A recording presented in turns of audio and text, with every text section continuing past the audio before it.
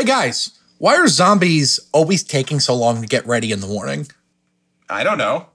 Why, Tanner? Because they have to put their face on every morning.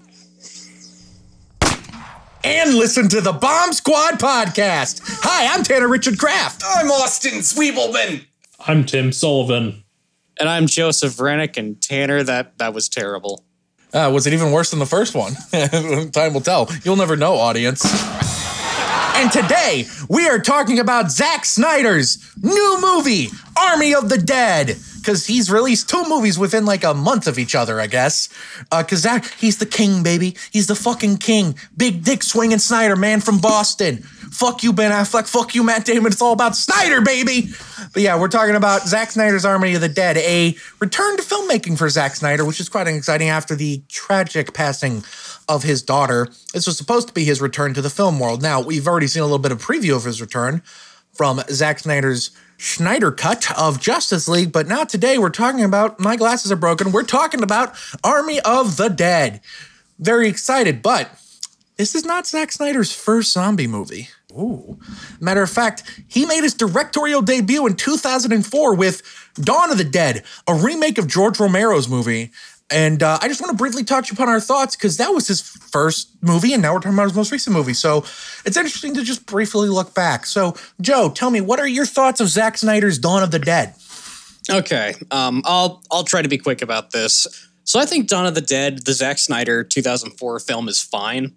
Compared to the original, they're kind of like two different beasts. It's a fine, fun little zombie action movie. And you can kind of start to see some of the beginnings of what Zack Snyder would be known for. Tons of slow motion, tons of shots that just like look cool for the sake of being cool. It's also just one of those movies that I kind of have a hard time like classifying within his filmography. It's very weird considering this is a James Gunn script and his style also like really bleeds into the movie through the script. To where at points it feels more like a Gunn movie than a Snyder movie. It's weird calling it a Snyder movie, but it's still pretty good regardless. I'm sorry, brother. I think he found his stride much later on. But yeah, overall, Dawn of the Dead's just a fine film. All right. Austin, your thoughts on the 2004 Dawn of the Dead remake? I think that what I remember of Dawn of the Dead, I didn't have time to rewatch it anytime recently, but I thought the opening sequence was just fantastic when I was younger and I would watch that movie. Oh, yes. That really stood out to me.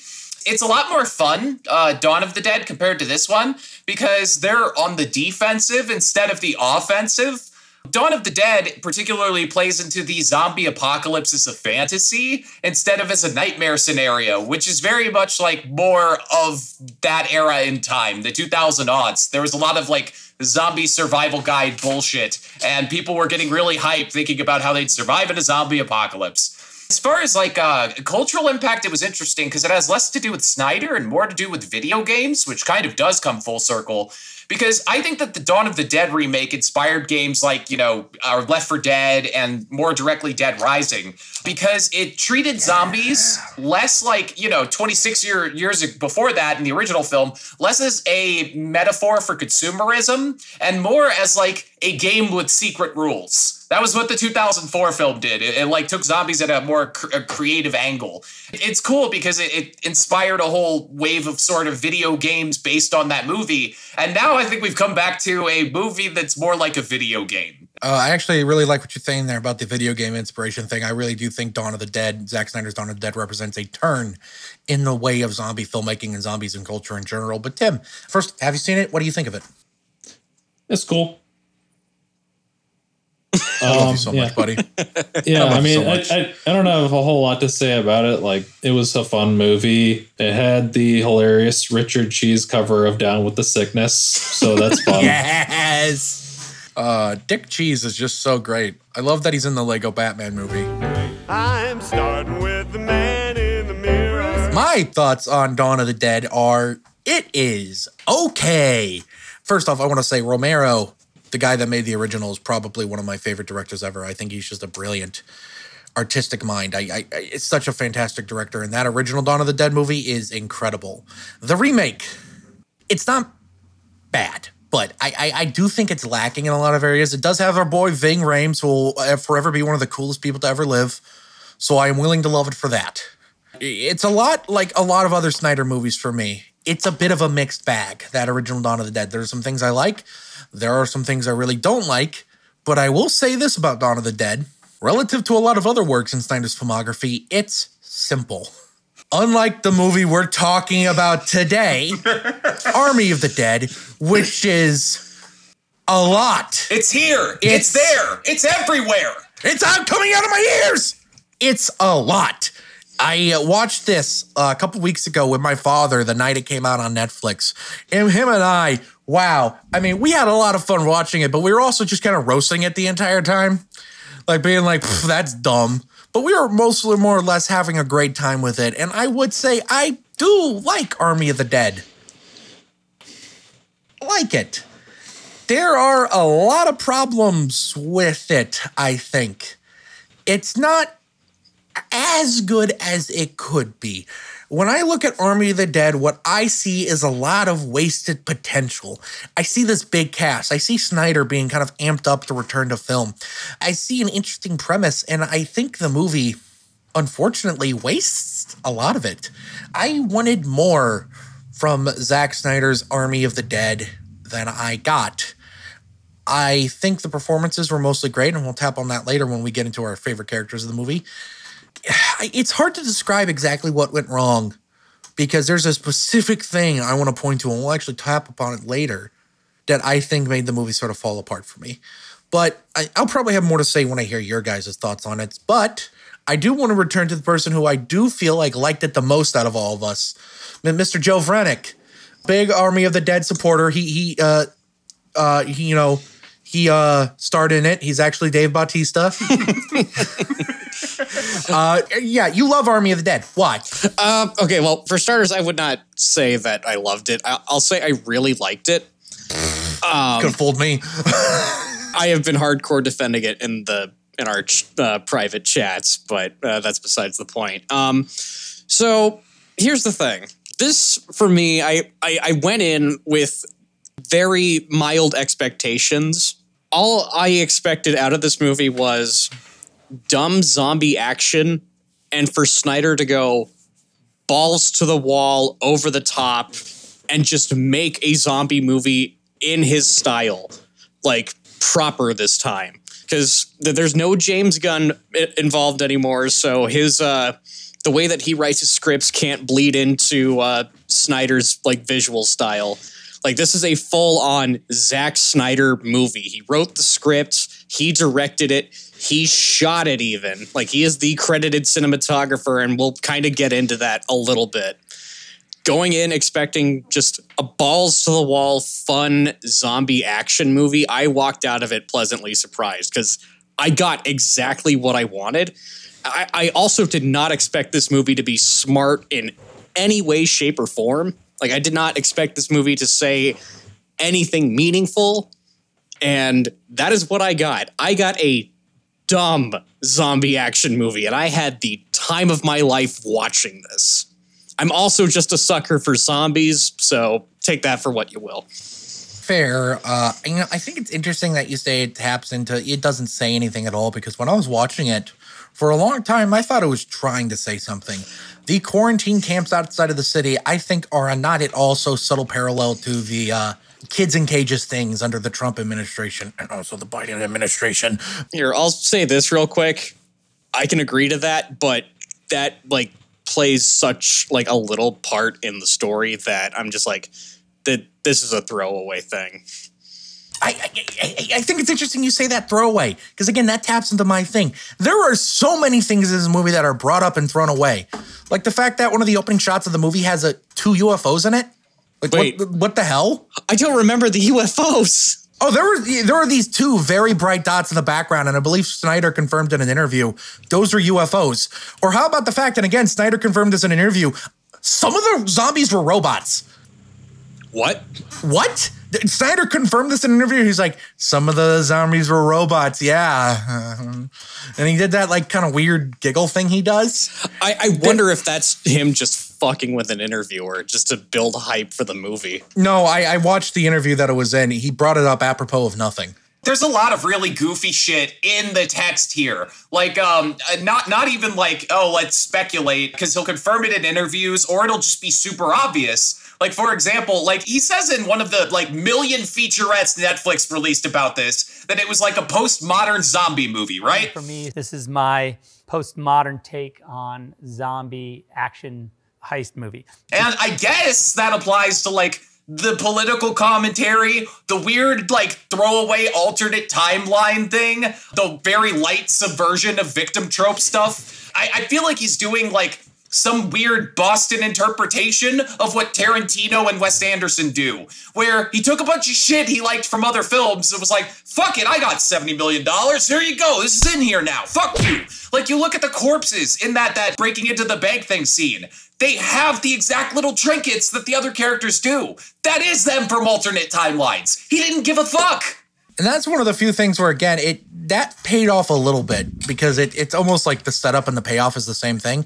What about the fact when they first walk into the city, they're like, oh, look at those shamblers dried out. Oh, you won't like it when it rains. And I'm like, so there's going to be a scene in the rain later. Oh. And then there wasn't. A lot of setup and no payoff was really what it boils down to. But Austin, I feel like I interrupted you. Overall, what did you think of Army of the Dead? As a visual piece, I think I noticed from watching Snyder in interviews was that he was talking about how sexy the bokeh was, how creamy it looked, how like visually he did a bunch of things just for the fuck of it. Like, you notice the bank vault is all lit up. He didn't think that's what a bank vault looked like. He did it for the fuck of it. He kind of did this embellishment of lighting the inside of the safe because it's just sexy. And, like, as a visual piece, there were a few things that distinctively worked about this as a zombie movie, because it wasn't like Jim Jarmusch's The Dead Don't Die, where it tried to do something esoteric and fucking stupid that I don't think worked for very many people. Hey, fuck you, that movie rules. I liked that movie in the theater, but I think other people don't like that movie very much. It was like trying to do something bigger with zombies in like an artistic sense. This movie was not. Look at it, like the gore shots. You know that heavy machine gun in the beginning? Like the end of Rambo 4? That was so fucking cool. Hell yeah. What about when the zombie gets smushed? And then there's just all this cheese. That shit was so bomb.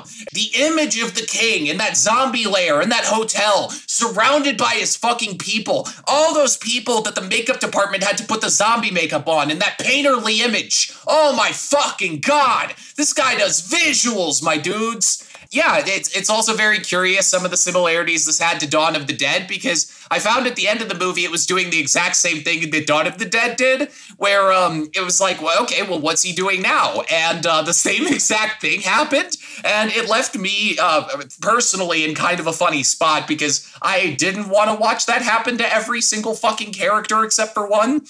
I don't know why he does that. I'm still working on like what I'm supposed to learn from that. I see what kind of movie I'm in now. I guess it's just like a zombie. Don't worry, it was except for 2. It kind of.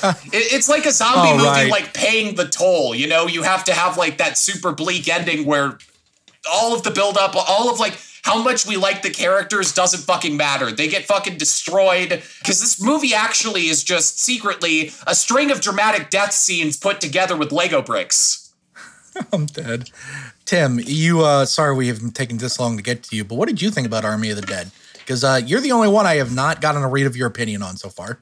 Yeah, I liked Army of the Dead. I thought it was a pretty fun movie. I would say it's probably the weakest of the trilogy, but I do think it was a good movie with a lot going for it. I had a lot of fun watching the Deadites in the medieval setting, and I thought that Bruce Campbell had some really good zingers in there.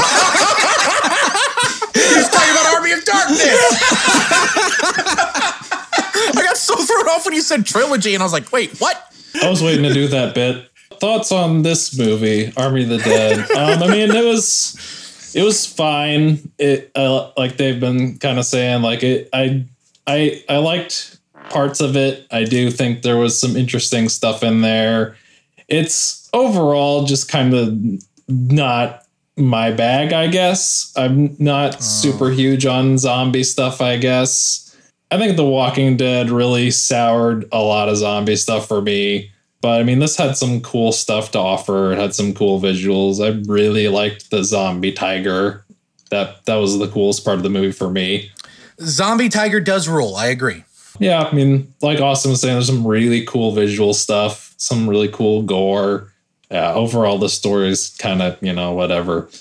It was fine. It was neat. That's fair. I think it's interesting. I think all three of you bring up the visuals of this movie, which transitions perfectly to our next talking point. Snyder did shoot this movie himself, like Joe Vrenick mentioned, and he made an interesting decision. He thought, what if I made a major blockbuster where 90% of the fucking movie's out of focus? What if we did that? What if we made it so it looks bad and horrible to look at because you can't fucking see what's going on and you start feeling like you're going crazy because you wonder, wait, I thought my prescription of my glasses were up to date. I thought my vision was fine. Why can't I see anything? Why is only the tip of the zombie queen's nose in focus? He apparently was going for a dream-like aesthetic with it. Fails. It failed hard for me. This is easily the worst looking Zack Snyder movie. Every Zack Snyder movie, I can usually at least look forward to it being a visual treat for my eyes. This one made my eyes hurt. It made my eyes, like, this is not a bit. It made them actively sore to look at. Austin rolls his eyes at me. This motherfucker with his weak ass pussy eyes. Fucking, I'll have you know, I saw this weird obscure indie movie that was 9 hours long back in 1972. Let me tell you, the whole fucking movie was out of focus, kid. I couldn't see shit. I was fucking blessed seeing this fucking Army of the Dead shit. At least some of it was in focus. In that movie, they fucking left the lens cap on. It was fucking insane. That's what. Sorry, I don't know why I gave you that weird accent. That was incredible. You look so attacked. I mean, obviously you guys disagree with me, so Austin, what do you think the weird cinematography style worked? Oh, it's just interesting because this is a lot like the Zeiss Planar 50 millimeter 0.7, the Barry Lyndon lens. It's similar, like the Canon Dream lenses were created as technical showpieces and like a marketing stunt in the 60s by Canon.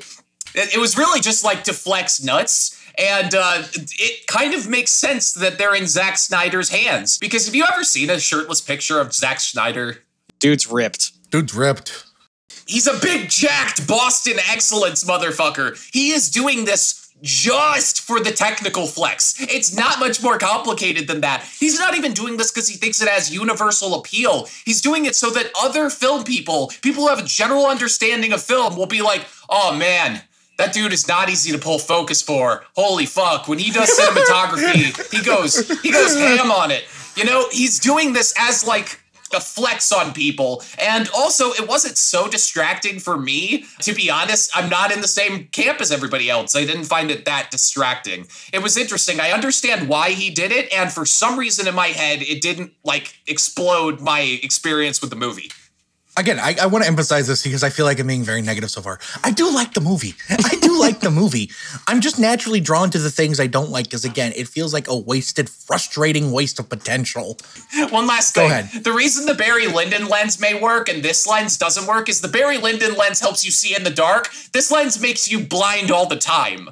So, yeah. Every shot looks overexposed, too, I thought, which is not great when you're... You know what? Hold on. I take that back. That works. They wanted to make it look like a sweltering Vegas desert thing. The overexposure, I think, works in that case. I take that back.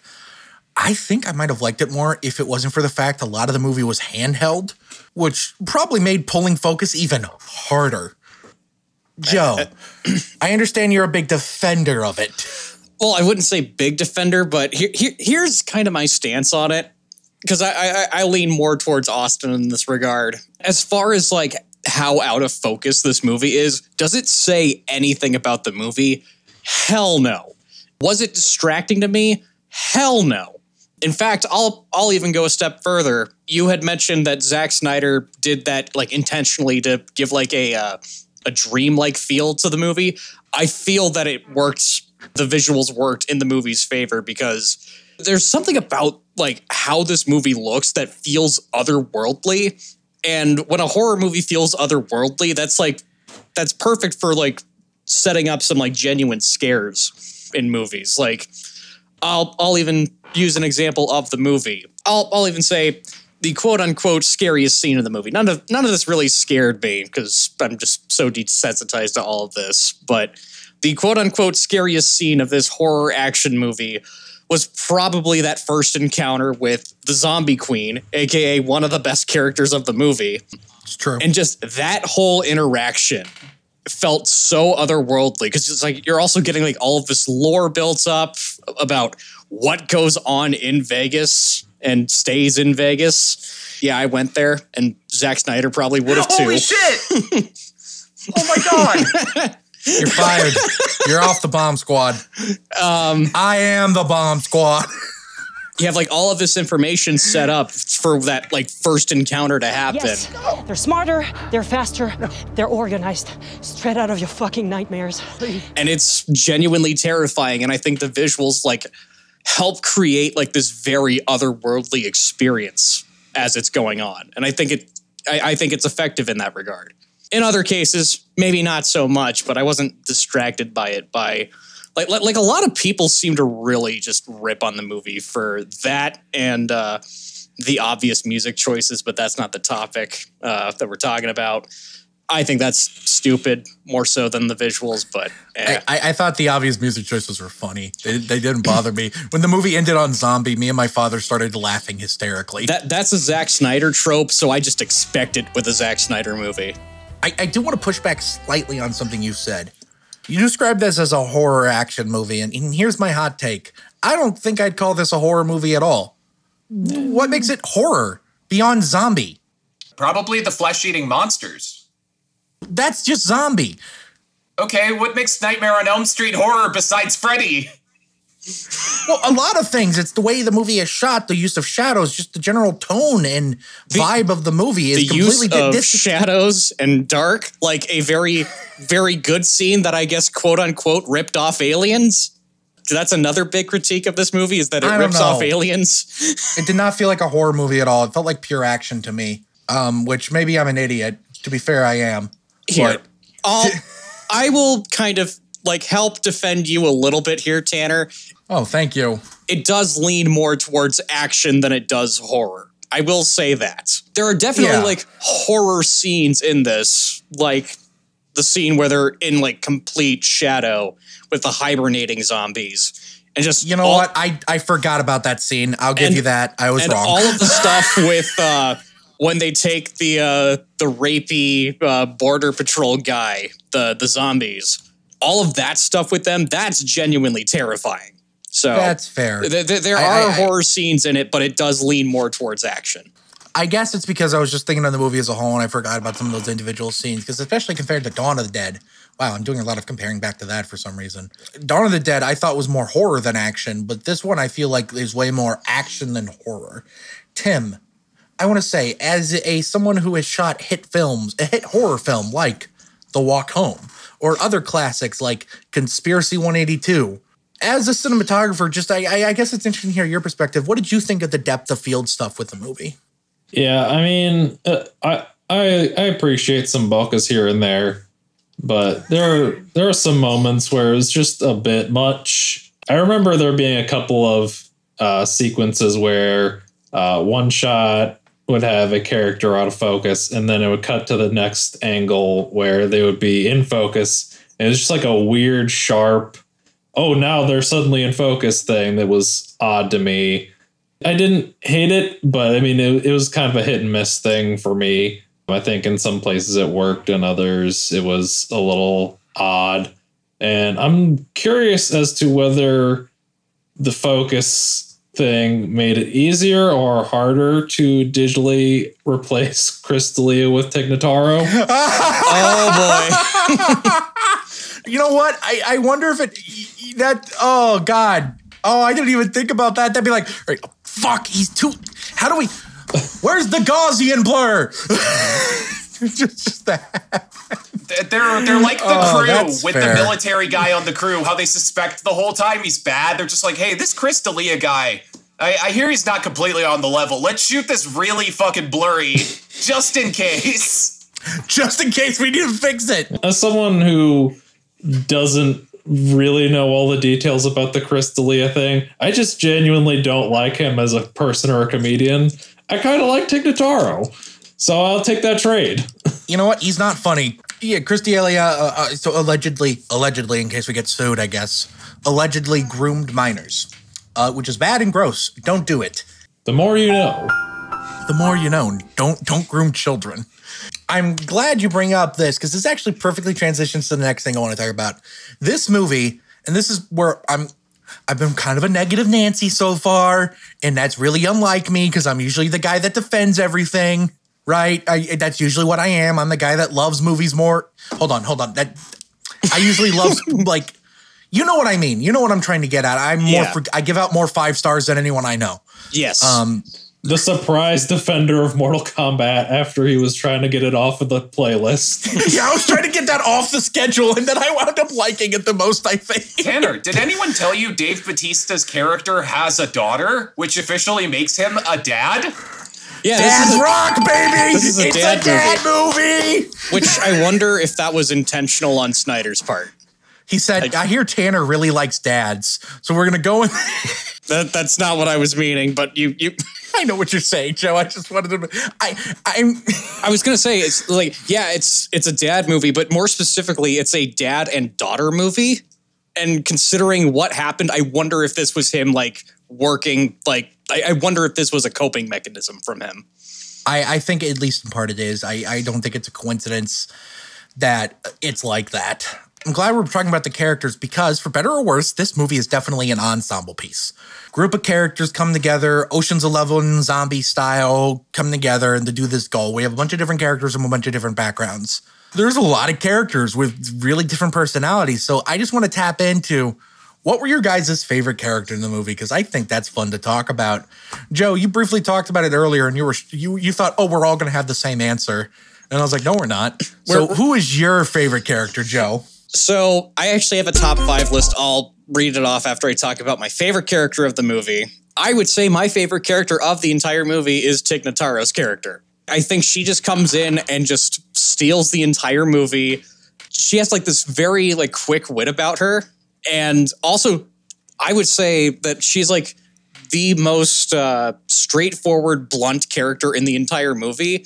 Because they introduced Tig Notaro in the movie, and they're like, okay, what do you want? How much are you paying me? $2 million to wait a minute. $2 million? All right, I'm in. I love that shit. I love it when characters are like that.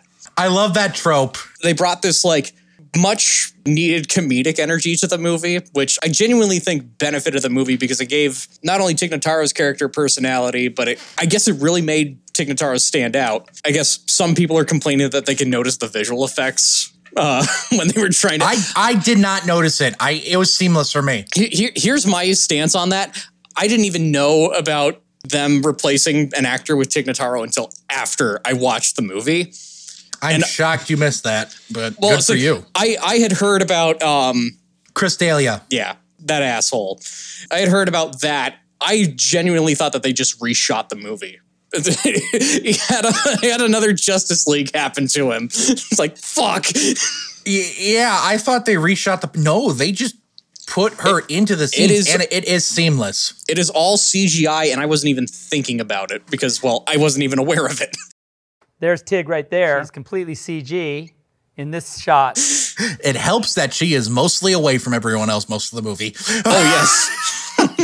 I'm sure when they found out, listen, I don't want to make light of what Chris D'Elia did, but when they found that someone in their cast was like a weird sex pest, do you think like one of the producers was like, oh, thank God it's that one? It's the one that's easy to fix. I assume that they were just like, okay, thank God it's somebody that wasn't in the movie that much, but this is going to be a pain in the ass.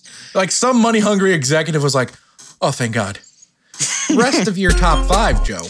Okay, so I'll list off the rest of my my top 5. So my number 2 is Dave Bautista. I think he genuinely carries the movie. And I've also come to notice that man has range. Oh, absolutely. He's pretty stoic throughout this, and he plays stoic really well. He's also a good dad in the movie. Please adopt me. Dads rock. Dads rock, baby. So yeah. Adopt me too. Adopt us both. So yeah, I'm glad that we got to see Dave Bautista play a bit of a serious role in a big action movie. Number 3, Zombie Queen, because come on. That was probably the coolest zombie other than another zombie I'll talk about later in that whole movie. Number 4, Coyote. I don't know. She was pretty cool. Number 5, Zombie Tiger. Come on. Zombie Tiger! Zombie Tiger at least has to be in your top 5 because that is pretty cool. And Zombie Tiger has like one of the biggest scare scenes of the movie. That is fair. Mr. Zweebs, if you will. Do you have a favorite character in the movie? Do you have a top 5 you want to rank? But if not, just favorite character overall, you think? The standout. Ooh. My favorite character is definitely Dieter for like weird reasons, because he's got some bullshit lines, because 55-year-old Zack Snyder wrote this movie. So we have him saying, oh, you can't say Japanese and anything like that. You can't say that to the Japanese guy. And, he also doesn't know how to shoot a gun. What a bitch. But it's also funny because that actor had to be trained to not know how to use, pretend that he doesn't know firearms really well, because that actor does know how to shoot guns. But the reason I think Dieter is my favorite, honestly, is the scene when they first meet him and he talks about the origins of that safe. I was like, wow, I wish the world was full of more people like this. Plus, it's just so cool. Like, he has like almost a fine art background where he knows the cool like origins of things and the influences that lead to like big decisions, like how a safe is designed. It was cool the way that was written out. And I know it was just Snyder projecting his own knowledge onto that character, but let me say, Snyder, that was pretty fucking cool.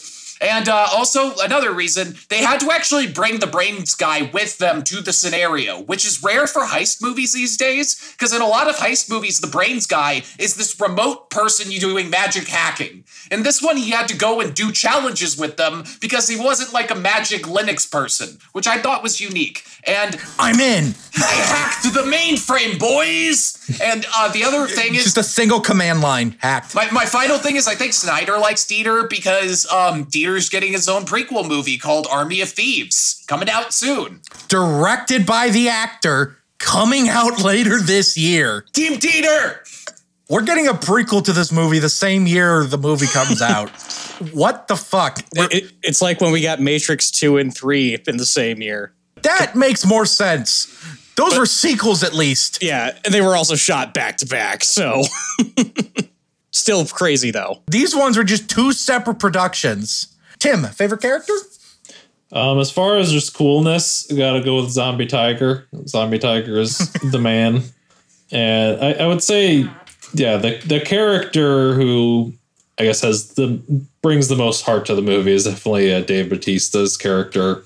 But I also enjoyed Tig's character. She's just kind of a funny energy to the film. One thing I gotta say real quick about Tig Notaro's character, that's the only time I've seen someone smoke a cigarillo in films, and it perfectly telegraphs she's gonna take the job for $2 million, because I've never seen a person with money smoke a cigarillo. I love the part where she's like, all right, so obviously safe guy's most important. We can't let him die. But after that, it's me, right? That killed me. Now, what about that executive guy? We should probably shoot him. And you know what? She was right. She was right, yeah. My favorite character in the movie, Austin, my brother. You are not alone. My favorite character... Here's my top 5 characters. Number 1, Dieter. Number 2, German guy. Number 3, safe guy. Number 4, lockpick guy. Number 5, sexiest guy in the movie. It's all the same guy, baby. Dieter, baby. Yes! Dieter Nation. Dieter! Dude! Dieter. No, but just to feel the Dieter. Tanner, I can hug you through this webcam. Dieter, pumpkin eater. I love Dieter. He's fun. He's exciting. The fact that he doesn't know how to kill zombies brings a different energy. That there's this guy who's pathetic. Like, he's not pathetic, but like against a zombie, he's kind of pathetic. It's a different energy that I think the movie really needs, because everyone else besides him is like, oh, I'm a badass. I have a cock that's 5 feet long. Like just overly confident in themselves. Dieter's like, you know what? I have a micro penis, and that's okay, because I rock that shit. I know how to eat pussy, okay? That's who Dieter is. Dieter fucking eats pussy like it's the main course of a fancy 5-star restaurant meal. All right? Dieter is the coolest of them all. All right, for a couple reasons. 1, because he's getting his own movie later, and I'm excited for that because I love Dieter too much. 2, One of the reasons Dieter specifically appealed to me is because you actually tapped onto this. The way he knows all the specific machinations of the history of the safe and everything. Dieter, to me, read as autistically coded. I'm not sure Snyder intended that, but I got it out of that. And as someone with autism, as I say every day of my life, I really love seeing someone who, I saw some of myself in Dieter. He's obviously way cooler than me, but you know, I really like seeing Dieter. I like someone who has like these special interests and are like, is so critical to the plan succeeding. Cause like I said, if he dies, their initial plan is fucked. If they can't get into the safe, they're fucked. So the fact that a character like him, who's so important, is played by someone who is played almost autistically meant a lot to me. And I thought it added a lot to the movie. Some of my other favorite characters, Bautista's character, obviously you have to shout him out. I loved him. I loved Vanderhoven, I think his name was. He was the guy with the saw, which set up a no payoff. They never fucking used that big ass saw, except in the opening scene, I think. Yeah, the opening credits, you see it. But other than that, it's never used, which crazy, right? They put so much emphasis on it. They did. But I really loved his character, and I got really excited when it turned out he lived at the end, and then they lied to me. They just ripped my heart out, because I was hoping, happy ending, please, fuck you. That's just a zombie movie thing, man. Listen, maybe zombie movies need a happy ending so they can get some innovation.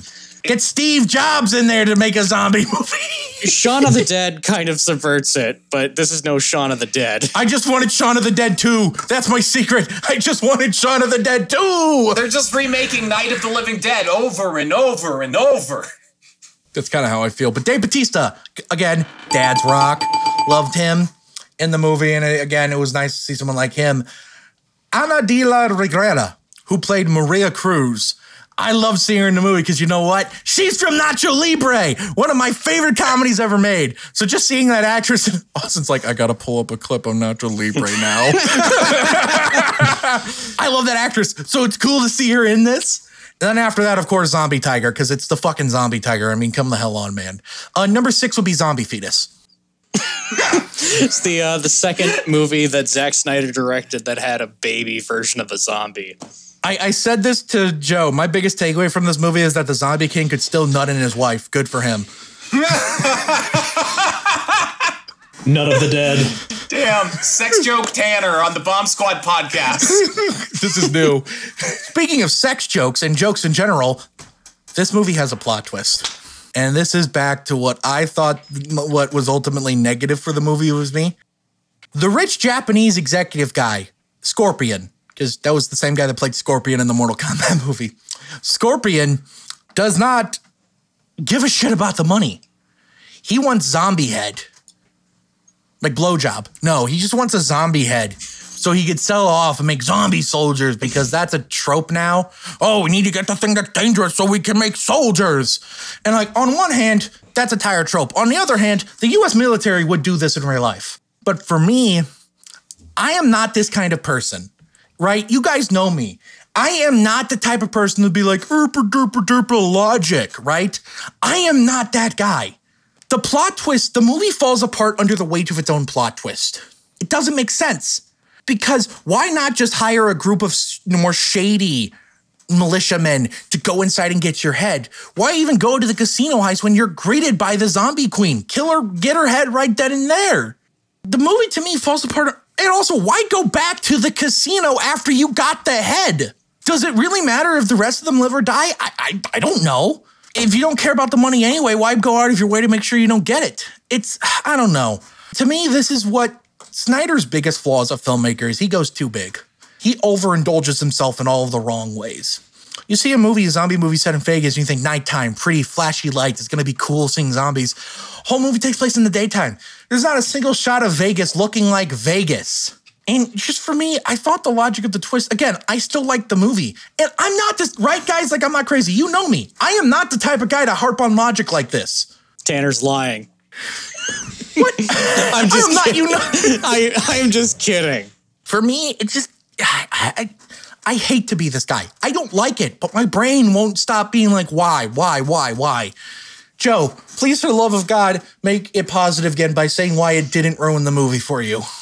It didn't ruin the movie for me because my brain wasn't working like Tanner's. Put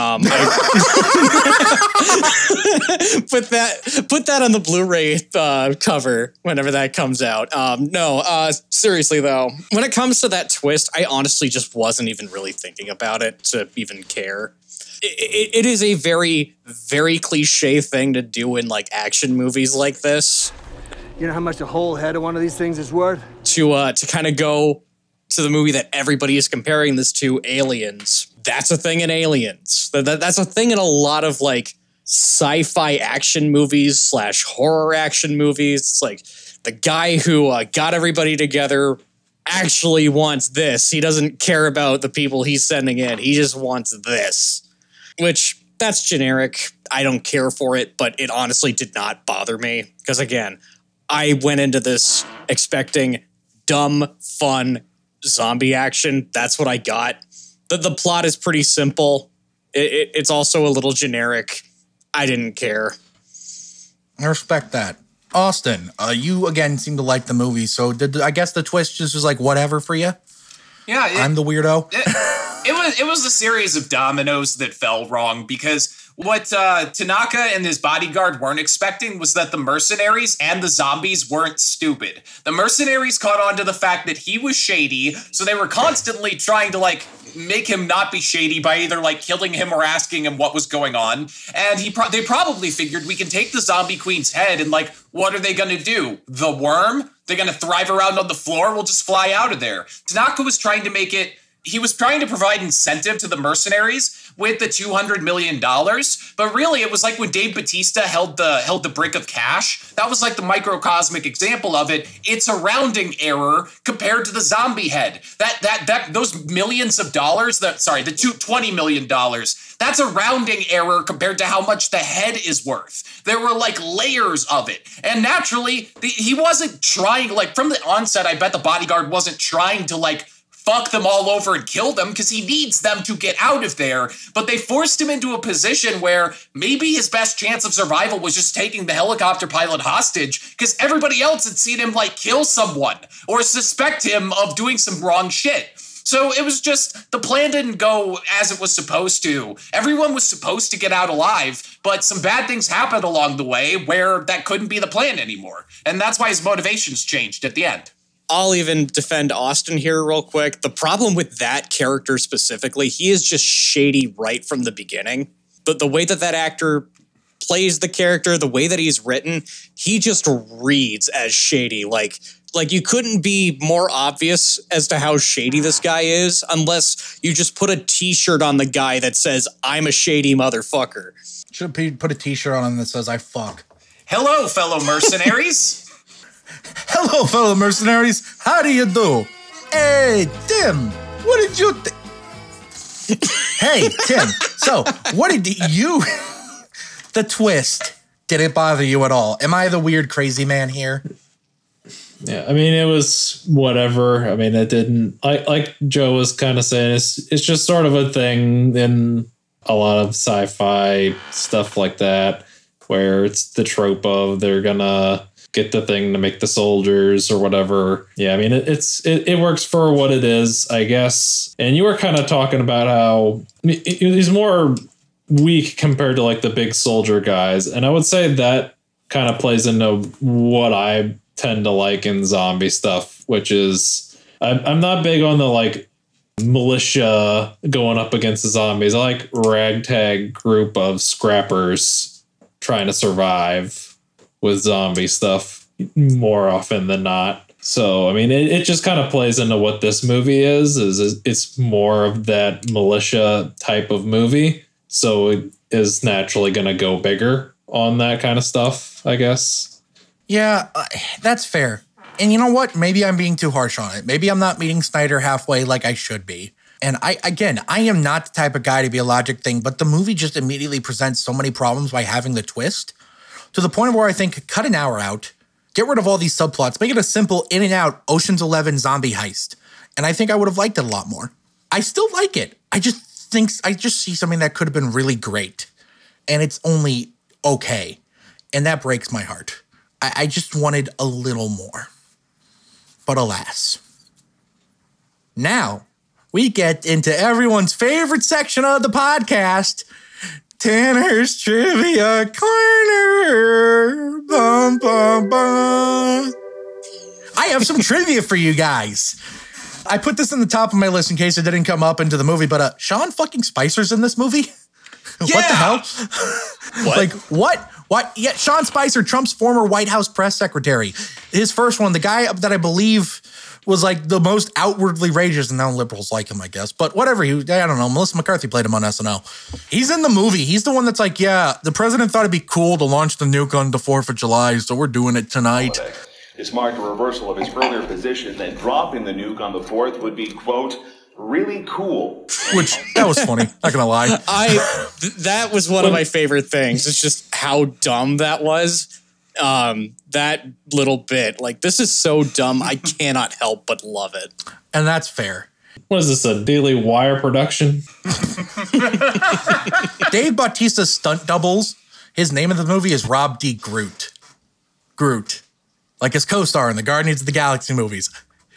It was on IMDb. 32 out of 175 people found it interesting, so nobody really found it interesting. I found it funny. That is funny. The stunt work on this movie is fucking insane. Yes, the stunt work is great. I will praise the stunt work. A lot of it is practical. It's great. And the reason why a lot of it is practical is because, fun fact, this was originally started production as a Warner Brothers movie. Netflix took over in 2019 and had a budget of up to $90 million, which at the time made it the most expensive Netflix production. At the time. The Irishman's budget is not official, but most people say that movie probably cost $300 million. But yeah, this is one of Netflix's most expensive productions, and for Snyder, this was a first for him. This is the first Zack Snyder movie to not be shot on film.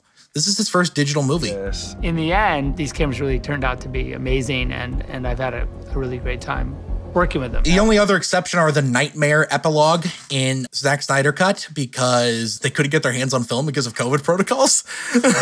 So they shot that digitally.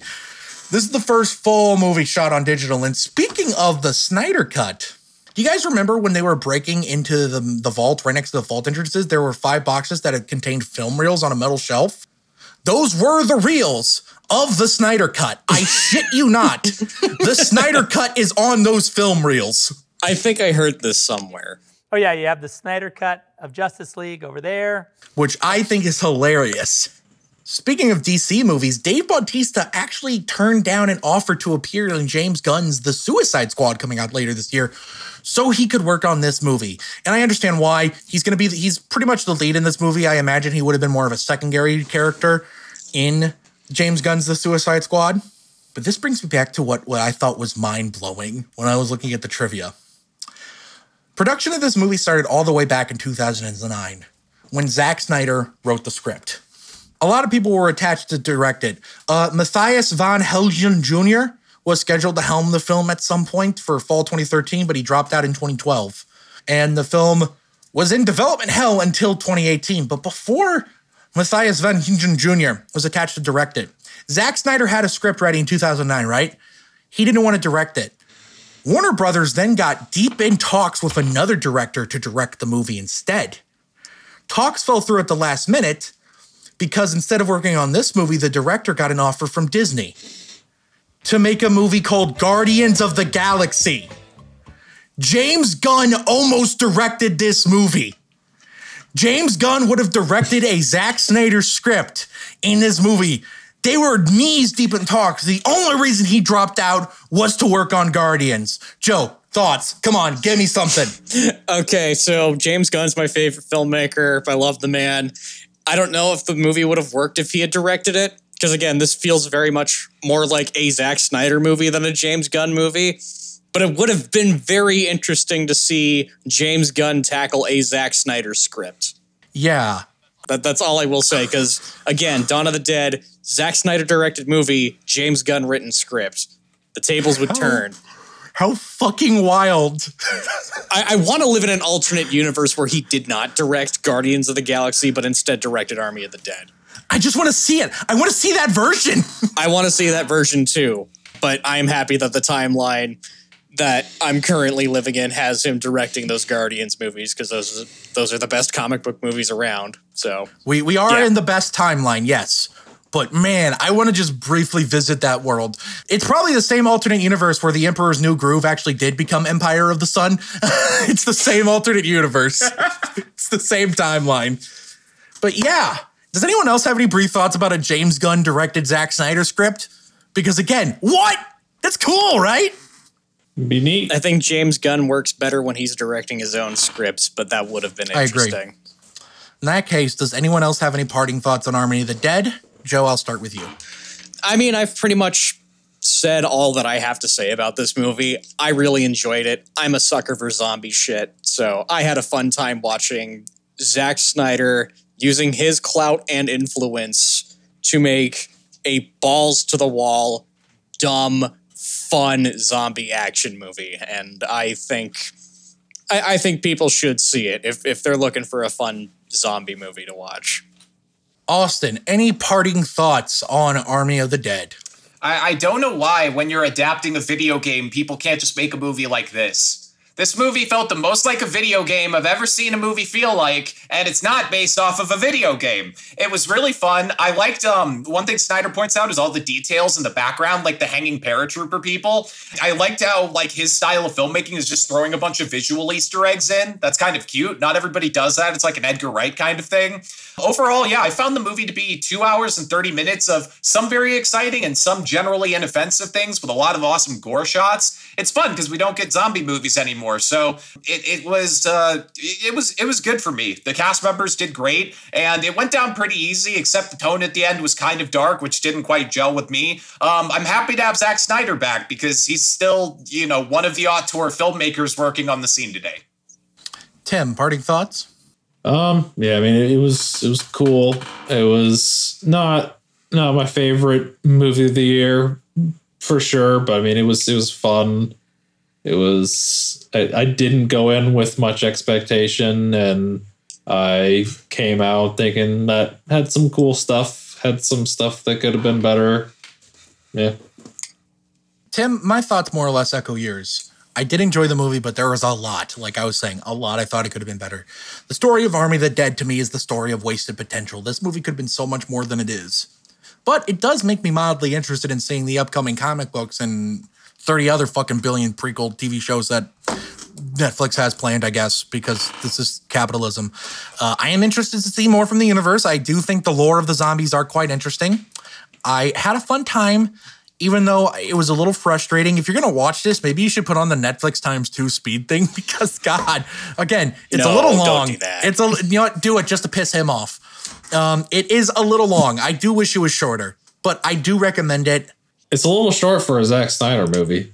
Yeah, you know what? What the fuck am I saying? I watched a 4-hour one earlier this year. I'm blessed comparatively, but that one engaged me more. So anyway, I did really enjoy this, and I am glad. I thought it was an excellent return to form from Zack Snyder, someone who is a very good person, treats his cast and crew well, and considering all the stories we hear about shitty directors nowadays, it's nice to see a good guy just return and make a fun movie that a lot of people seem to love, and I am thankful for it.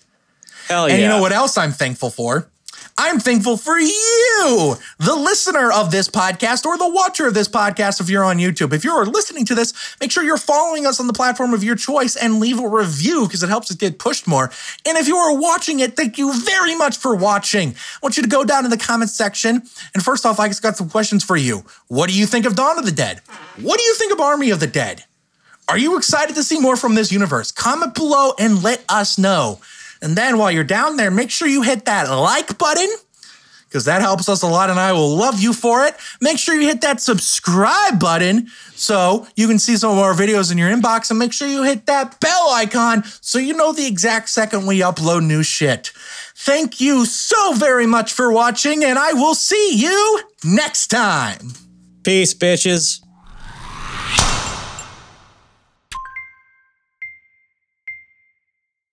Slid my ticket across the table and I said, "Sorry guys, I gotta see about a girl."